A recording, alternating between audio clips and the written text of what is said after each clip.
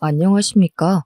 뭔가 여자분들의 사연만 가득한 곳에 제가 이렇게 글을 쓰려고 하니 부끄럽네요. 어떤 말부터 시작해야 좋을지 도저히 감도 잡히지가 않고요. 간단하게 저를 소개하자면 저는 경기도 외곽에서 주물 공장을 운영하는 아버지 밑에서 일을 배우고 있는 30대 후반 남자입니다. 생긴 게 멀끔하거나 잘생긴 게 아니라 그런지 연애도 사실 몇 번 못 해봤고 만났던 여자도 다 짧게 스쳐간 인연입니다. 용기 내서 고백을 해봐야 키도 작고 얼굴도 못생긴 남자랑 누가 만나주겠습니까? 늘 항상 차이기만 반복하니까 어느 날부턴가 여자를 만나야겠다는 생각조차 안 들더군요. 당연히 외로움에 시달려서 뭐 이것저것 안 해본 게 없습니다. 주위에서 소개팅도 몇 번 시켜주었고, 그런데 제가 학창 시절에는 좀 찌질했거든요. 일친 친구들한테 빵 셔틀도 하고 많이 맞기도 해서 상당히 소심한 성격을 가지고 있습니다. 그러다 보니 애프터 신청도 잘 못하고 여러모로 연애하기에 좋은 스타일은 아니죠. 생긴 거에 자신이 없다 보니까 헌팅 같은 건 꿈도 못 꿨습니다. 그런 거 아시나요? 길 지나가면 제가 네 남자친구다 이러면서 저 무시하는 이야기들도 들려오고 누가 봐도 매력이 없는 남자이다 보니까 제 팔자의 결혼은커녕 여자친구도 없겠구나 하면서 포기하면서 살았습니다. 제가 중매업체도 등록해보고 했는데 이거 순 장사 속들만 내비치고 좋은 여자 소개도 안 시켜주더군요.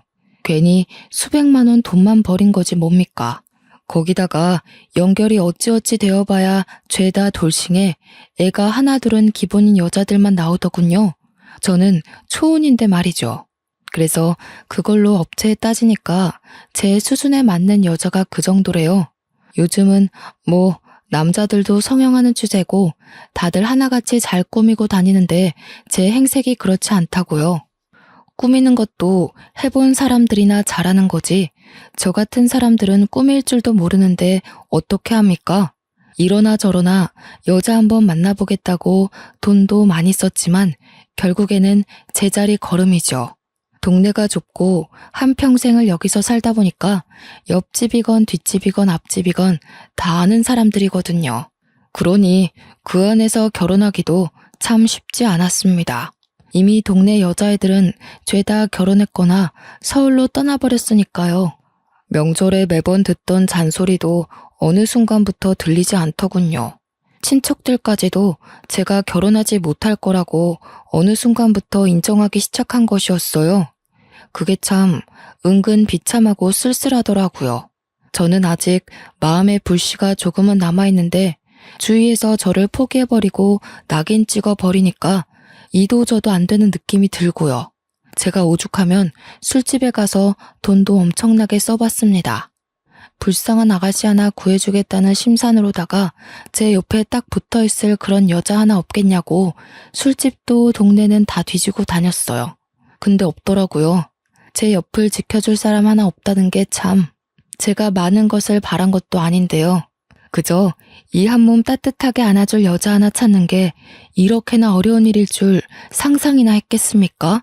친구들은 벌써 애가 셋인 애들도 있는데 그런 친구들 볼 때마다 부러워서 친구들도 만나지 않게 되더라고요.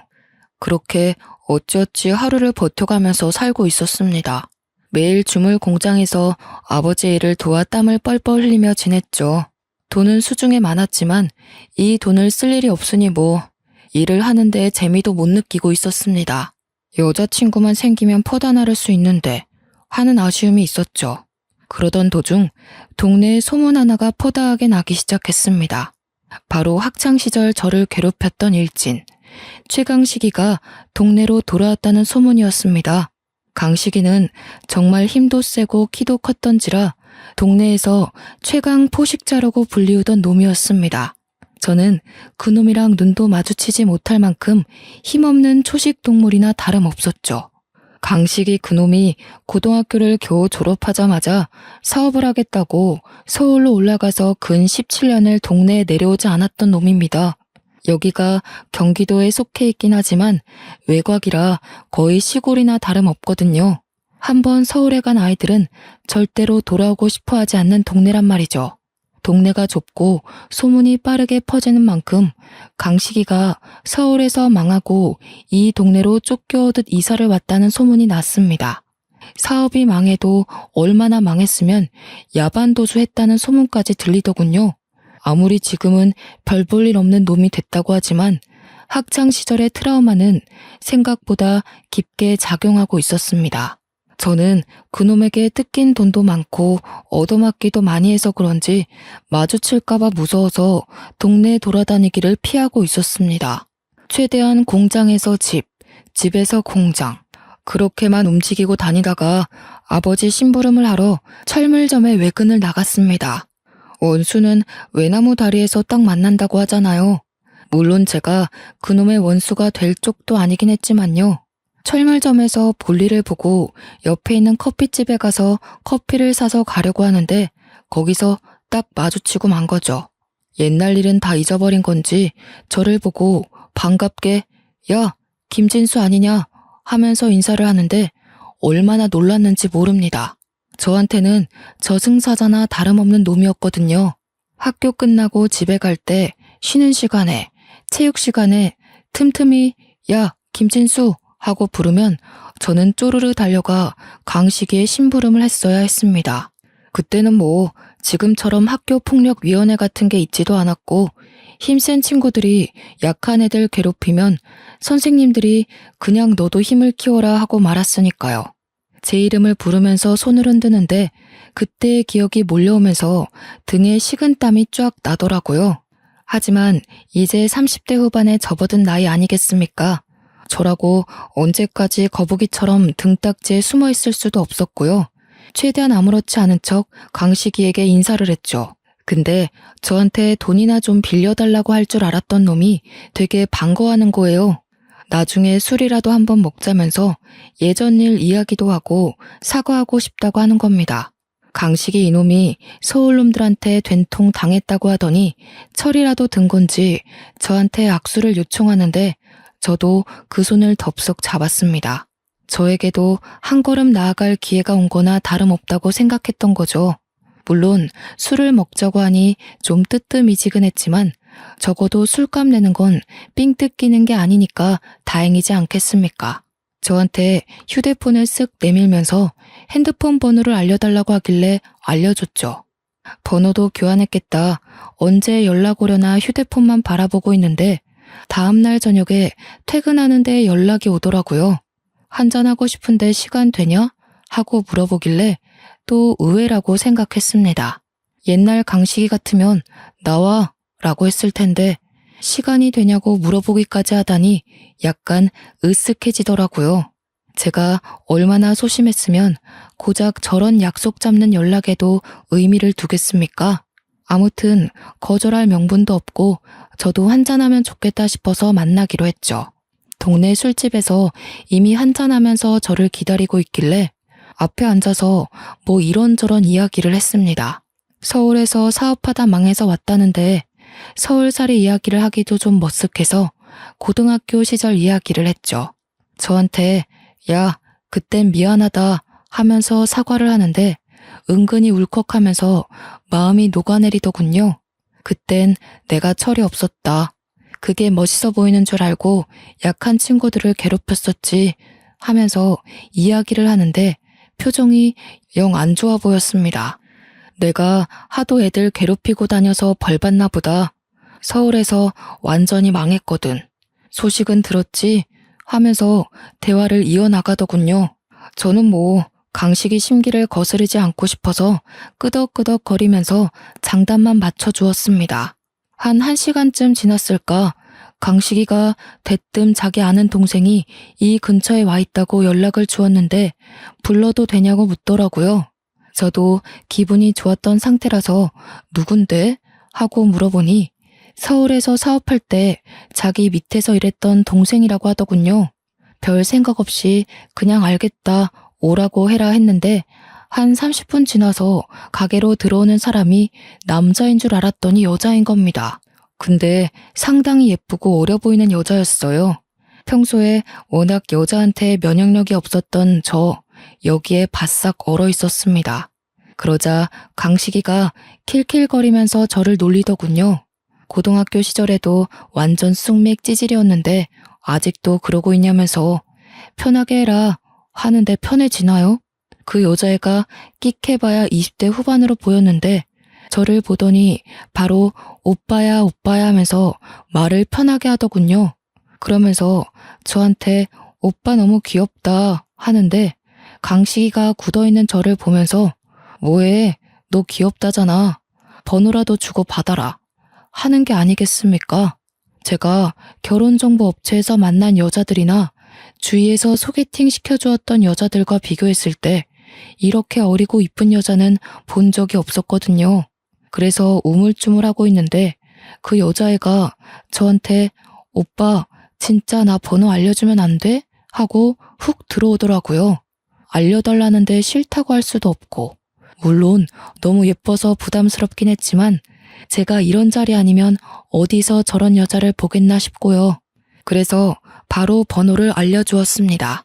그러더니 자기가 원래는 서울에 사는데 여기 볼 일이 있어서 자주 온다고 만나면 밥이라도 한 끼 사달라고 하더군요.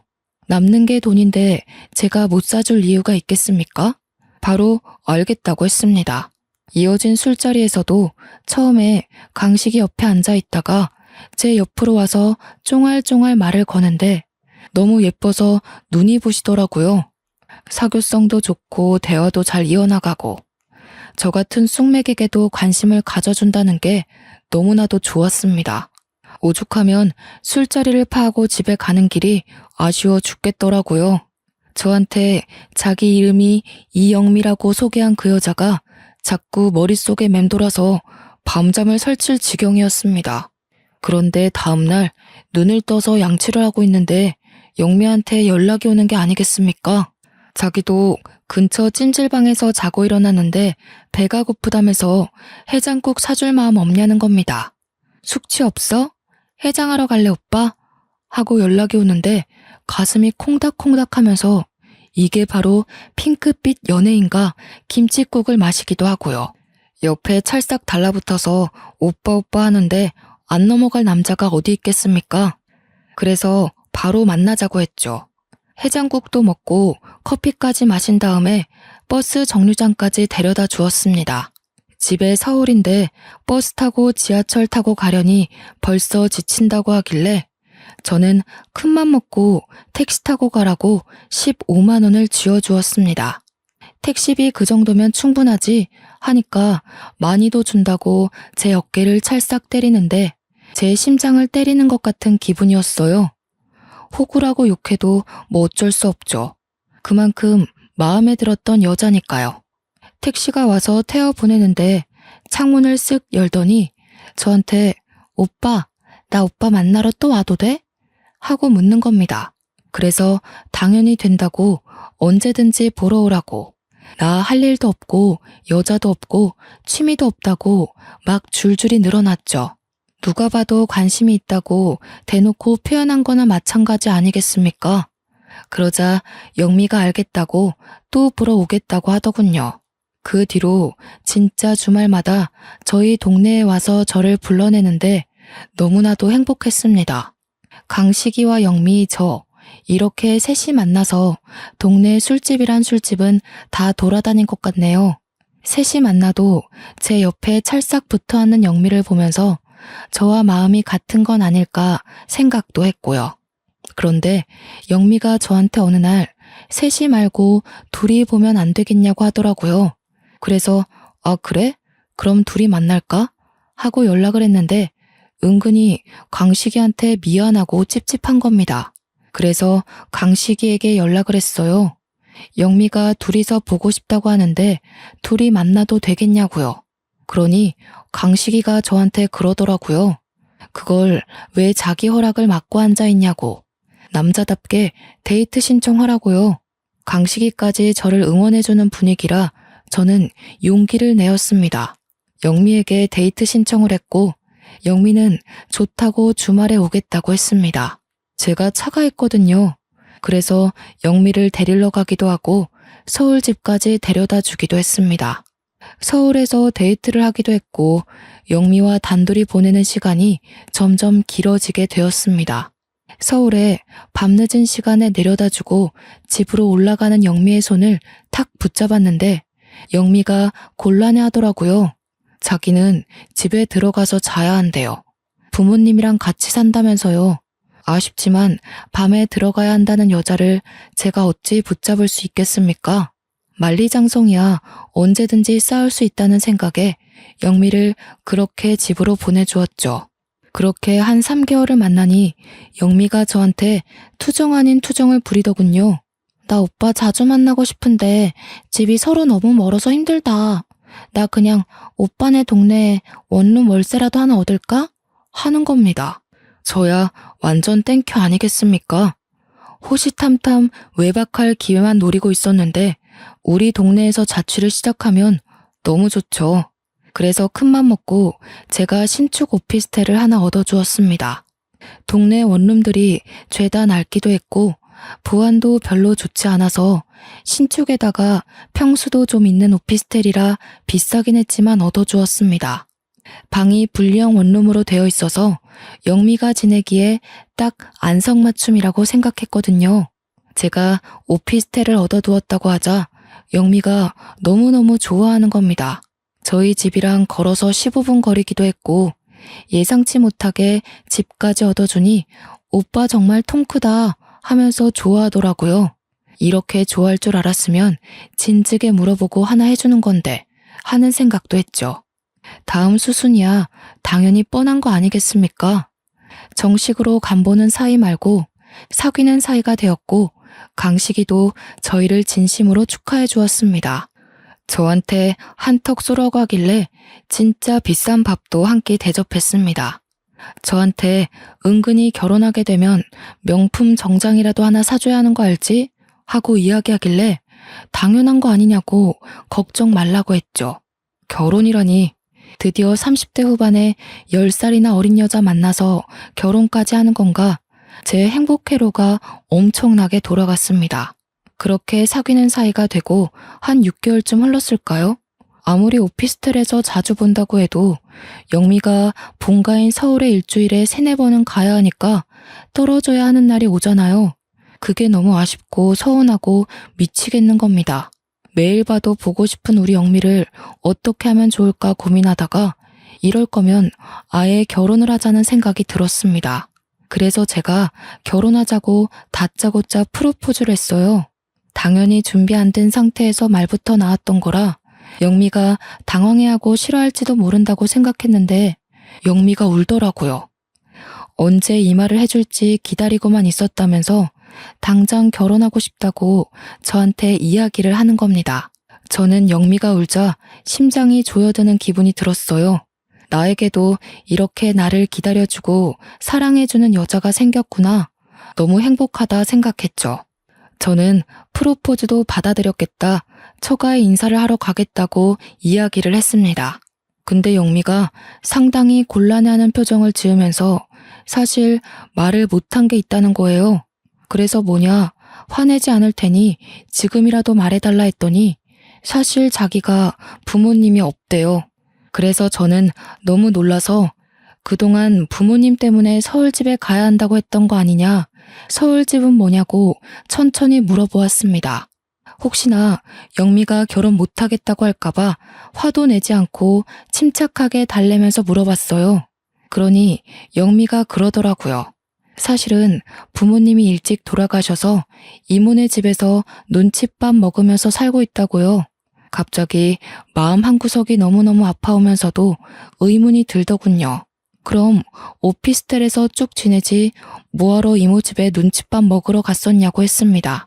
그러자 영미가 급격하게 풀이 팍 죽으면서 이모네 집이 워낙 엄격해서 그럴 수 없었다고 했습니다. 그러면서 지금 만나는 사람이 있는 것도 모르고 어차피 결혼식 한다고 해봐야 혼주석에 앉아줄 것도 아니라면서 인사하지 말자고 하더군요. 그때는 그게 이상한 거라는 생각을 전혀 못했습니다. 그저 집에서 많이 구박을 받았구나. 그래서 이모네를 빨리 탈출하고 싶구나. 어떻게든 인연을 끊고 싶구나 하는 생각만 한 거죠. 아무튼 영미에 대한 사정을 다 알게 된 이후에 저희 집으로 인사를 하러 갔습니다. 저도 어머니를 어린 시절에 일찍 여의었기 때문에 아버지와 둘이 살고 있어서 큰 부담 갖지 말라고 했습니다. 영미에게 너스레를 떨기 위해 시집살이 시킬 시어머니 없으니 얼마나 좋냐고 묻기까지 했죠. 영미는 자기 긴장 하나도 안 했다면서 하루빨리 인사드리고 같이 살 집이나 보러 갔으면 좋겠다고 했습니다. 오피스텔은 둘이 살기 너무 좁아서 제가 아파트를 매매하려고 했거든요.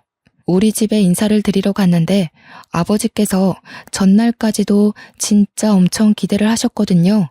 제가 여자를, 그것도 결혼할 여자를 소개시켜 드리겠다 하니까 눈물까지 글썽이면서 사실 자기는 완전히 포기하고 있었다고. 하나뿐인 우리 아들이 평생 혼자 늙어 죽을까 걱정했는데 마흔을 앞두고 결혼할 여자를 데리고 온다고 하니 너무 기쁘다고 했어요. 엄청나게 기대하시는 게 눈에 보여서 우리 영미를 보면 껌뻑 죽으시겠다 했는데 영미가 인사를 드리러 딱 들어갔는데 아버지 표정이 약간 오묘했어요. 분명 아침까지도 귀한 손님 잘 모시고 와라 하면서 엄청 기대하고 계신다고 이야기를 했는데 막상 영미를 보시는 순간 고개를 갸우뚱하시면서 그냥 쩝 하고 마시는 겁니다. 그날 밥 먹는 내내 아버지는 뚱하게 별 말씀도 없으시고 영미 혼자서 아버님 하면서 이야기를 했죠. 저는 그런 아버지께 실망을 했습니다. 무려 제가 결혼하고 싶다는 여자를 데리고 왔는데 그렇게 아무 반응도 없으시고 있으니 우리 영미는 얼마나 눈치를 받겠어요. 아버지 아들인 저도 눈치를 보고 있었는데 우리 영미가 속으로 환대받지 못하고 있는 건 아닐까 하고 상심하고 있다 생각하니 얼마나 속이 상하던지. 저는 영미를 오피스텔까지 데려다주고 집으로 돌아와서 아버지께 조금 화를 냈습니다. 어떻게 제가 결혼하겠다고 데려온 여자한테 그런 반응을 하실 수가 있어요? 저 너무 서운합니다. 하면서 이야기를 하니 아버지께서 저를 흘겨보시는 겁니다. 그러면서 어디서 만났냐? 술집에서 만난 여자냐? 하고 물어보는데 심장이 턱 멎은 듯 했어요. 어떻게 예비 며느리한테 그런 말을 하실 수 있냐고. 술집에서 만난 여자 아니라고 했죠. 물론 첫 소개는 술집에서 이뤄지긴 했지만 아버지가 말한 의미가 그 말이 아니잖아요. 그래서 강식이 소개로 만난 여자고 번듯하게 서울에서 직장 생활도 하던 사람이라고 대꾸했습니다. 아버지는 강식이가 누군지 한참 생각하시더니 저한테 어휴 속도 없는 새끼라면서 강식이가 소개해준 여자가 멀쩡하겠냐고 하더군요. 저는 아버지가 그렇게 편협한 생각을 가지며 사시는 분인지 몰랐습니다. 너는 참 보는 눈이 쥐똥만큼도 없다. 착하긴 뭐가 착한 애야? 딱 보니까 술집에서 굴러먹던 여자 같던데. 처음 보자마자 살가운 척하면서 아버님, 오빠 하는데 수상하더라. 저런 애랑 진짜로 결혼하겠다고? 저는 아버지가 저런 이야기를 하시는 게 정말 이해가 안 가고 너무나도 서운했습니다. 당연히 좋아하실 줄 알았는데 반대를 하시니까 당황스럽기까지 했고요. 저한테 아주 난리다 난리야 하는데 정말 어떻게 갈피를 잡아야 할지 모르겠더라고요. 하지만 제 인생의 영미가 아니면 두 번 다신 여자를 만날 수 없을 것 같다는 느낌이 들었고 우리 불쌍한 영미의 울타리가 되어주어야겠다고 생각했어요. 그래서 저는 아버지께 그냥 원래의 마음대로 결혼하겠다고 했습니다. 아버지가 그 말씀하신 거 후회하게 해드리겠다고 우리 영미가 얼마나 착하고 참한 아이인지 아버지께 보여드리겠다고 했죠. 제가 또 고집이 똥꼬집이라 아버지께서도 더는 별말 안 하셨습니다. 속으로는 내심 알고 계셨을 거라 생각합니다. 제가 영미 아니면 여자를 더는 못 만날 것 같다는 걸요. 이왕 결혼하겠다고 불도저처럼 밀어버린 거 저도 오피스텔로 들어가 같이 부대끼며 살아볼까 했습니다. 아버지께서 반대하신 이유로 약간 껄끄러워서 피하고 싶은 마음도 있었거든요. 근데 영미가 또 그건 싫다고 하더라고요. 아직까지는 방구도 트고 싶지 않고 화장실 가는 소리도 들려주고 싶지 않다고요. 벌써부터 신비로움이 떨어지면 일찍 정 떨어지는 거 아니냐고 죽어도 싫다고 하길래 서운했지만 알겠다고 했습니다. 저한테 끝까지 예쁜 모습만 보여주고 싶다고 하는데 싫어할 남자가 어디 있겠나요? 영미와 저는 분주하게 보냈습니다. 틈틈이 연락 오는 강식에게도 결혼을 준비하고 있는 과정도 다 말해주고요. 식장도 잡고 옆 동네에 유명하다는 스튜디오에서 결혼식 사진까지 다 찍었고요. 메이크업 준비까지 완벽하게 했죠. 그런데 오피스텔 단기 계약이 끝나가는 시점이 오고 말았습니다. 계약 자체를 1년으로 단기로 잡기도 했고 제가 영미와 만난 지 벌써 1년이 다 되어가는 시점이라니 감회가 새롭더군요. 계약을 연장할 거냐고 묻는데 결혼식이 코앞이고 집을 어차피 구하려고 마음먹었으니 비우겠다고 했습니다. 저는 큰맘 먹고 아파트 전세 계약을 했습니다. 원래는 매매를 하려고 했지만 예상치 못하게 아버지께서 은근 반대를 하고 나서시는 바람에 돈이 모자라서 전세를 얻게 되었죠. 이 근방에 워낙 매매가가 저렴하긴 했지만 그래도 대출을 받아서 허덕이고 싶은 마음은 없어서 그동안 모아두었던 적금을 깨부셨습니다. 그러고 나니 전세 가격 정도는 너끈히 해결할 수 있는 돈이 생기더라고요. 영미에게도 계약한 집을 보여주니 눈물을 흘리더군요. 이렇게 큰 아파트에서 살게 될 줄 꿈에도 몰랐다고 하면서 평생 소원이 아파트에 사는 것이었대요. 우리 영미 꿈이 참 소박하기도 하지. 고작 아파트에서 사는 게 꿈이라뇨. 우리 신혼집을 한바탕 자랑하고 난 다음 영미의 짐을 그쪽으로 옮기라고 전해주었습니다. 당연히 너무 좋다고 난리난 와중에 저한테 집 명의는 누구 명의로 했냐고 슬쩍 물어보더군요. 그래서 전세라서 누구 명의든 상관없지 않냐고 단문하니 고개를 끄덕이더군요. 약간 서운해하는 눈치라 제가 웃으면서 2년 뒤에 매매할 때는 공동 명의로 해주겠다고 하니까 활짝 웃었습니다. 저는 그런 영미의 얼굴을 보고 전세 계약을 하러 돌아다닌 시간이 아깝지 않다고 생각했죠.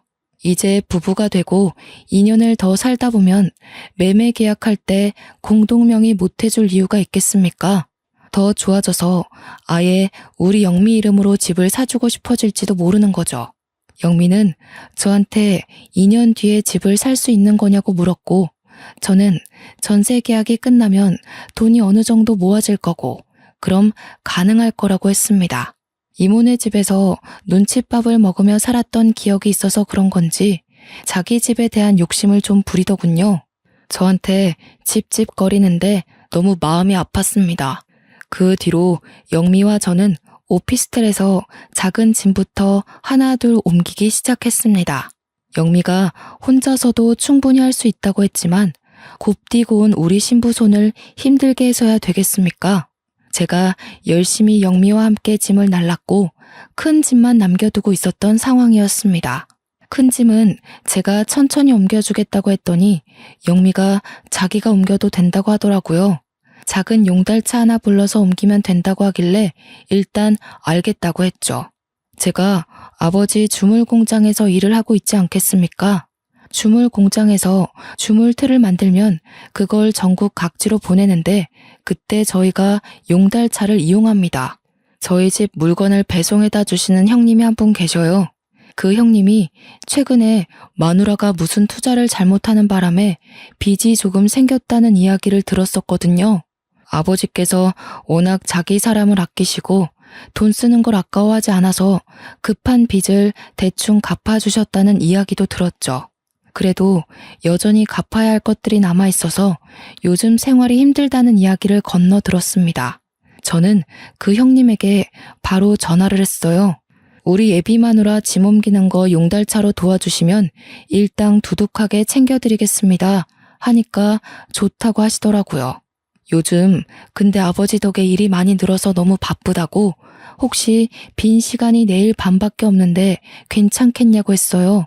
때마침 다음날 저녁에 우리 영미가 이모 집으로 가는 날이라 저는 괜찮다고 했습니다. 영미가 요즘은 횟수가 많이 줄어들긴 했지만 그래도 이모 집에 2, 3주에 한 번씩은 가고 있었거든요. 영미 혼자 고생하는 것 같아서 정말 마음 아팠습니다. 눈칫밥 먹는 이모 집에 혼자 가서 뭘 하고 있을지, 제가 인사를 드리러 가겠다고 해도 말리는 걸 보면 정말 보통 분들은 아니신 것 같은데 말이죠. 차라리 잘 됐다 생각하고 영미가 없는 동안 집을 말끔히 비워두어야겠다고 결심했습니다. 다음 날 밤에 형님이랑 같이 오피스텔에 도착했는데 분명 꺼져 있어야 할 영미 집 층수에 불이 들어와 있더라고요. 뭐지, 불을 켜놓고 이모 집에 갔나 싶어서 조심스럽게 도어락 비밀번호를 누르고 들어갔습니다. 분명 영미가 없는 것도 알고 제가 해준 집임에도 불구하고 이상하게 발걸음 소리내는 게 싫어서 조용하게 들어갔습니다. 아마 누가 보면 도둑이라고 생각했을지도 모르겠네요. 분리형 원룸이라 거실과 벽이 살짝 막혀있는 구조였는데 거실에 분명 아무도 없는데 안쪽에서 소리가 나더라고요. 평형이 아무리 커봐야 원룸이니 소리도 다 들리고요. 남자와 여자가 대화를 나누고 있는데 형님에게 쉿 하고 손짓을 하니 형님도 침만 꿀꺽 삼키시더라고요. 목소리를 집중해서 들어보니 영미와 강식이가 아니겠습니까? 저는 저 둘이 왜 오피스텔에 이 야심한 밤 시간에 같이 있는 건지 이해가 안 갔죠. 아무리 서울에서 사장님과 직원은 사이라고 해도 영미는 분명 이모네 집에 간다고 하지 않았습니까? 저한테 거짓말을 치고 둘이 만나야 할 사정이 뭐가 있단 말입니까? 형님도 저의 혼란스러움을 눈치챘는지 가만히 있으셨어요. 그런데 그 둘의 대화를 집중해서 들어보니 정말 제 인생에 이런 뒤통수가 있을 수 있나 싶을 정도로 충격적인 말들이 오가는 게 아니겠습니까? 저는 눈앞이 핑 돌아서 쓰러질 것 같은 몸을 가까스로 힘을 주어 서 있었습니다. 야, 전세를 네 명의로 해달라고 하고 전세금을 들고 튀면 되는 일인데 무슨 매매까지 간다고 귀찮게 그래? 2년만 기다리면 공동명의로 매매를 해준다는데 당연히 그게 나은 거 아니야? 야, 이 멍청한 거사. 공동명의면 팔 때 둘 다 동의해야 팔 수 있는 거 몰라? 너 혼자서 꿀꺽이 안 된다고. 지금 전세 얻은 그 집도 이 동네에서 제일 비싼 집이야. 알아? 평수가 크긴 크더라. 얼마짜리 집인데? 4억짜리 집이라고. 4억. 그러니까 전세금을 빼서 들고 튀면 된다니까? 4억이면 우리 빚 다 갚지. 아니 오빠는 그걸 왜 지금 말해? 혼인신고하자는 소리는 안 하지? 그거 하자고 하면 큰일인데. 아직 등본 같은 것도 안 떼본 거 확실하지? 그거 떼봤으면 나한테 공동명의 이야기나 했겠어? 결혼식 끝나고 혼인신고 바로 하자고 하면 그때가 문제지. 어떡하지? 이미 오빠랑 혼인신고 되어 있잖아. 우리가 일단 이혼을 할까? 우리 이혼하면 위장 이혼으로 바로 걸려 들어간다고 변호사가 말한 거 못 들었어? 안 그래도 지금 빚 독촉 엄청 오고 있는데. 아씨, 대가리 아파 진짜. 이걸 어떻게 미루지? 호적이 뭐 잘못됐다고 못하나? 아, 그니까 이 멍청한 년아. 전세금 빼서 바로 톡 꼈으면 이런 복잡한 일도 없고 빚 갚고 좋았잖아. 그 이야기를 듣고 있던 저는 정말 손을 벌벌 떨었습니다. 제 다리에 힘이 쭉 빠지는 기분에 분노는 머리끝까지 차오르고 말았죠. 그러니까 영미와 강식이는 이미 부부였고 제가 돈이 있다는 이야기를 듣고는 저한테 사기를 치려고 아예 작정하고 달려든 것이었어요. 애초에 강식이가 저한테 영미를 소개시켜준 이유도 돈을 뜯어가려고 한 것이었던 거죠. 그것도 모르고 저는 강식이한테 좋은 인연 시켜주어서 고맙다고, 강식이가 저한테 예전 일을 사과했던 것도 모조리 다 거짓말이었겠죠. 뜨거운 눈물이 앞을 가리는 듯한 기분이었습니다. 그런데 형님이 저를 탁 잡더니 쉿 하면서 휴대폰 화면을 보여주는데 우리 형님이 녹음을 뜨고 계셨더라고요. 저는 아예 꿈에도 생각 못하고 있었는데 말이죠. 형님이 녹음 화면을 딱 닫더니 일단 나가자는 눈짓을 하셔서 조용히 나왔습니다. 밖에 나와서 형님 차에 타서 숨을 쉬는데 과호흡이 오는 것 같고 눈물이 막 터져 나오는 겁니다. 형님이 제가 아이처럼 엉엉 우는 모습을 보더니 저 연놈들한테 복수를 하자고 그냥 두면 안 된다고 하시더라고요. 이미 결혼식은 코앞이고 저는 멍청하게 당하게 생겼는데 무슨 복수를 더합니까 하니까 좋은 생각 있다고 하시더군요. 형님은 저에게 녹음 파일을 전송해 주시고는 청첩장을 언제 돌리기로 했냐고 물어보시는 겁니다. 그래서 오늘 청첩장이 나왔고 내일부터 돌리려고 했다고 하니 개개인으로 돌리지 말고 한데 모아서 청첩장을 돌리라는 겁니다. 결혼식을 할지 말지도 정하지 못한 와중에 청첩장을 왜 돌리냐고 하니까 머리가 그렇게 안 돌아가냐고 하더라고요. 사람들을 청첩장 준다고 죄다 불러 모은 뒤에 녹음 파일을 풀고 동네방네 소문을 내자는 겁니다. 천하의 강식이가 이런 식으로 동창들 등쳐먹고 다닌다고 뿌리고 다니자고요. 그래서 저는 형님과 함께 계획을 짰습니다. 약혼식처럼 간략하게 청첩장 돌리는 자리를 마련했고 동네 사람들은 물론이고 동네 사람들의 사돈의 팔촌까지 모두 불러 모았습니다. 영미에게도 강식이에게도 약혼식 같은 자리로 영미에게 추억을 만들어주려고 하는 거니까 부담 없이 오라고 했고요. 강식이에게는 네가 말했던 명품 정장 줄 테니 꼭 와달라고 했죠. 당연히 아무것도 모르는 동네 사람들은 잔치가 열렸다고 좋아서 오시고 아들이 망했다는 소문에 한동안 집 밖을 나서지 않던 강식이네 부모님까지 모조리 오셨습니다. 사람들은 강식이에게 네가 우리 동네 노총각 결혼 주선했다며 아주 장하다 하면서 한마디씩 하셨어요. 영미는 저한테 드레스 같은 원피스를 입고 나타나서 예물 반지는 언제 주냐며 자기가 원하는 1캐럿 다이아 반지로 준비한 거 맞냐고 물어보더라고요. 저는 좋은 거 줄 테니까 조금만 기다리라고 했죠.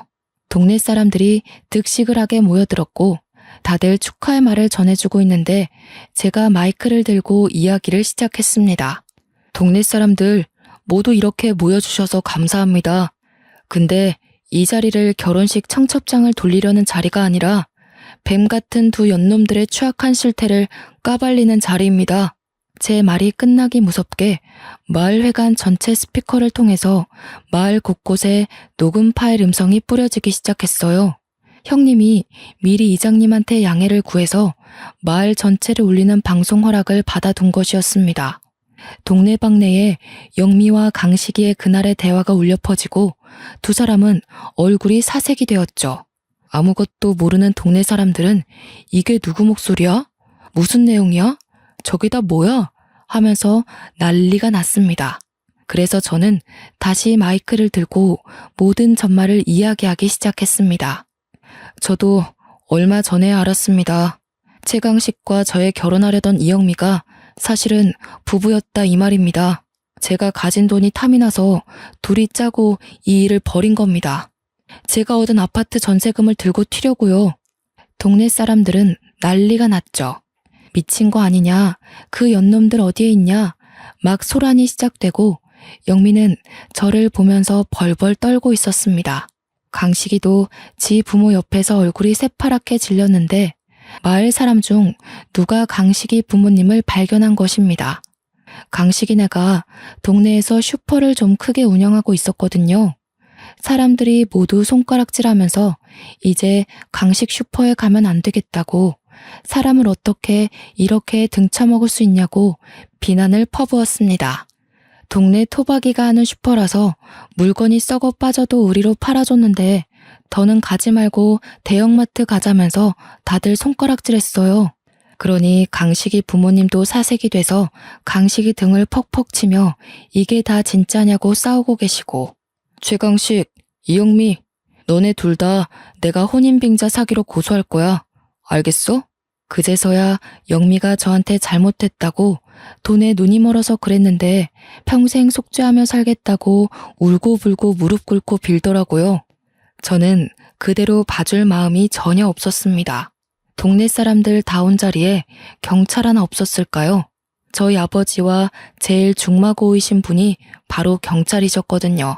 제가 사기로 고소한다고 하니 경찰서로 가자면서 동네 사람들이 정말 돌을 던지려는 와중에 강식이와 영미를 데리고 경찰차에 태우셨습니다. 경찰서에 도착해서 조사를 하는데 글쎄 이 두 연놈이 서울에서 빚진 게 한두 건이 아니더라고요. 그 와중에 사기 전과도 있고 진행 중인 소송도 있었고요. 소송에 걸려서 경찰서 와서 수사를 받아야 하는 와중에 이 시골 마을로 잠수를 탄 것이었고 결국 지명수배까지 내려진 상태였습니다. 그래서 경찰서에서 조사를 받던 와중 바로 구속이 되어버렸습니다. 저도 당연히 혼인빙자 사기를 바로 걸어버렸으니 빼도 박도 못하는 신세가 되어버렸죠. 영미의 서울 이모 집도 당연히 거짓말이었습니다. 거기가 알고 보니 이 두연놈들이 몰래 얻었던 아지트였던 것입니다. 서울에서 근근히 사기치고 다니면서 숨어 지내던 아지트요. 이 동네에서 둘이 같이 있다가 저한테 걸리기라도 하면 안 되는데 서울 그 집에서 미래를 즐기고 있었던 것입니다. 그래서 저도 못 오게 한 거고 인사도 못 가게 한 거였죠. 이모는커녕 가족이라고는 남편인 최강식밖에 없는 여자였던 것이었죠. 저는 당연히 소송 진행했고 꼬박 10개월이 흐른 뒤에 승소를 했습니다. 그리고 바로 민사소송도 걸어버렸죠. 정신적인 위자료 청구까지 완벽하게 해버렸습니다. 최강식이는 죄질 나쁘다는 이유로 거기다가 잠수를 타고 숨어버린 괘씸죄까지 더해져 법정 구속을 당했습니다. 지금은 감방에서 죄수들과 행복하게 지내고 있을지 더러운 꼴 당하고 있을지 모르겠네요. 영미는 유치장 신세까지는 피했지만 빚을 다 떠안았다고 하더군요. 저한테 울고불고 찾아와서 뻔뻔하게 한 번만 도와달라고 했지만 저는 그런 영미의 뺨을 내리쳤습니다. 결국 어디 식당에서 하루 종일 설거지하면서 빚쟁이들한테 시달리고 있다는 소식이 들리더군요. 날이 추워지니 옆구리도 쌀쌀하지만 저는 평생 여자는 쳐다도 안 보고 살기로 했습니다. 제가 결국 아버지께 진심으로 사과드리자 아버지도 저를 다시 토닥여 주셨고요. 이번 일을 기회 삼아 오히려 더 당당해지자고 마음먹었습니다. 지금은 주물회사 경영권을 물려받아 누구보다 일을 열심히 하고 있습니다. 그냥 혼자 살 운명임을 받아들이고 열심히 살도록 하겠습니다. 제 이야기 어떠셨나요? 제가 너무 흥분해서 이야기를 한 건 아닌가 싶네요. 재미있게 들어주셨다면 추천 한번 눌러주세요. 감사합니다.